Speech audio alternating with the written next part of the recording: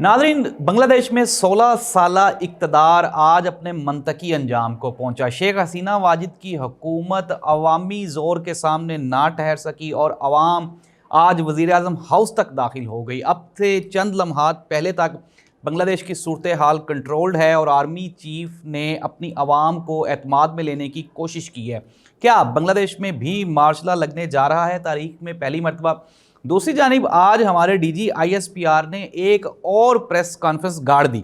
अब इस press conference का मकसद क्या है, ये तो उन्होंने पहले भी कहा था कि अब ऑफ एंड ऑन होती रहेंगी और हम जवाब देते रहेंगे। इस प्रेस कॉन्फ्रेंस में कौन कौन से सवालात पूछे गए और इसमें जवाबात कैसे थे, इस पर भी हम लोग बात करते हैं। लेकिन प्रोग्राम का आगाज़ करते हैं। सबसे पहले शामिल करेंगे बांग्लादेश की ताज़ा तरीन सूरत हाल। बांग्लादेश के चीफ ऑफ आर्मी स्टाफ ने अपनी आवाम से खिताब करते हुए कहा कि हम मुल्क के ऊपर अंदरूनी और बैरूनी हालात को बखूबी देख रहे हैं और हम इस नतीजा पर पहुँचे हैं कि फ़ौज आवाम के साथ खड़ी है। और चीफ ऑफ आर्मी स्टाफ ने यह भी कहा कि किसी भी सूरत हाल में हम अपनी आवाम के ख़िलाफ़ नहीं खड़े होंगे।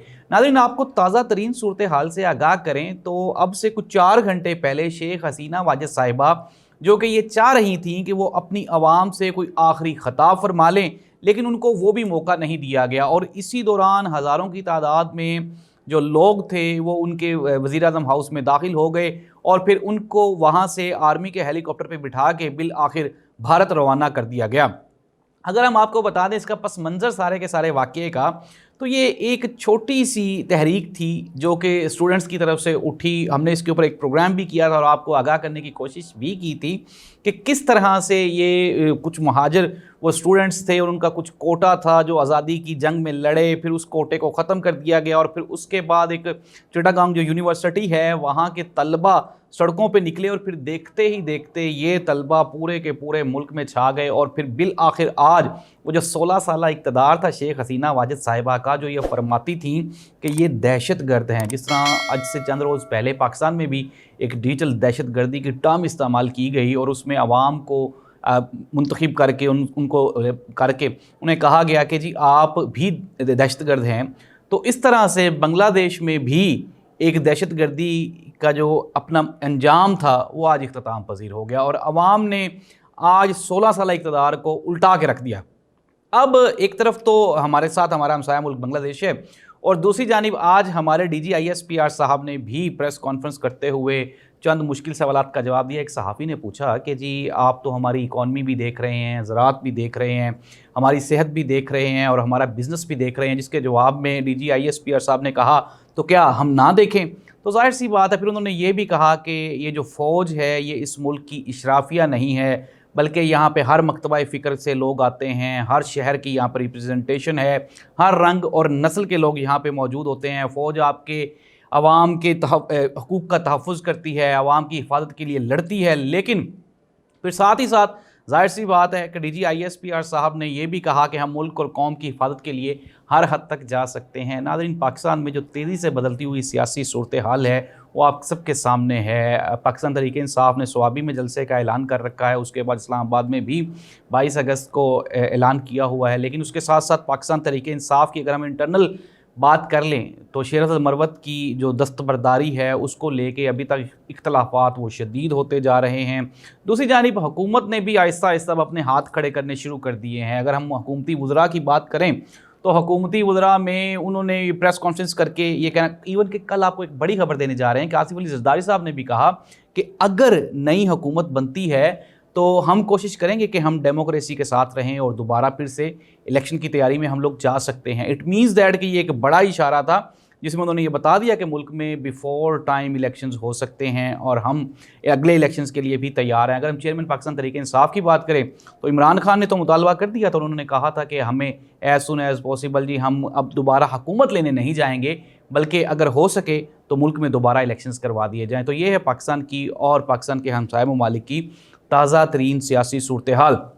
एक तरफ तो ये है कि पाकिस्तान में तो अल्हम्दुलिल्लाह वैसे ही डायरेक्टली इनडायरेक्टली हम लोग फ़ौज के तसल्लुत में ही रहे और फ़ौज ऑफ एंड ऑन आती भी है। अब तो प्रेस कॉन्फ्रेंसेस भी डायरेक्टली होना शुरू हो गई हुई हैं।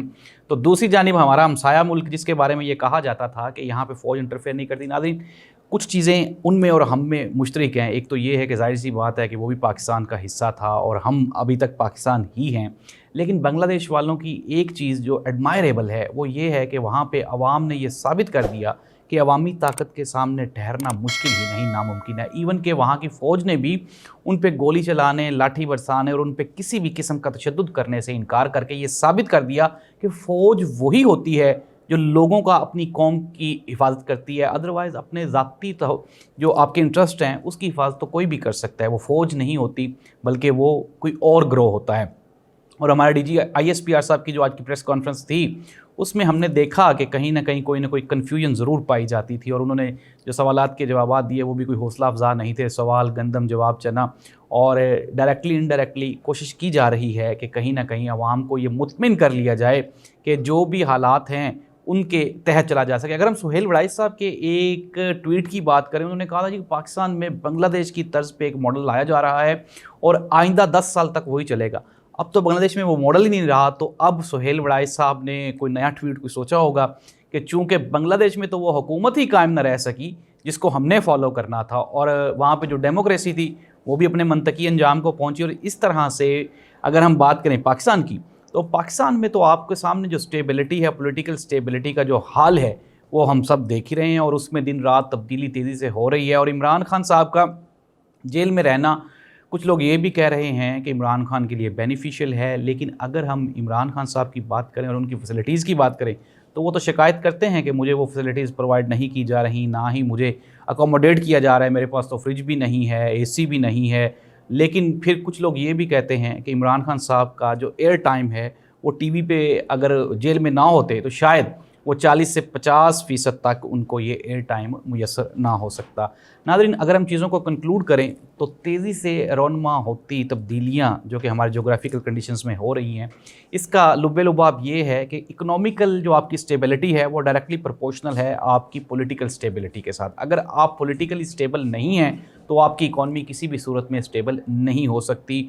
और अब हमें अपने इर्द गिर्द के माहौल से सीख लेना चाहिए और इस नतीजे पे पहुंचना चाहिए कि जब आवाम सड़कों पे निकलती है तो फिर उसके सामने ना ही तो सदारती महल के दरवाजे बड़े हैं और ना ही वजारत उस्मा की कुर्सी बड़ी है। अल्लाह इस मुल्क का हामी व नासिर हो। अल्लाह हाफ़िज़।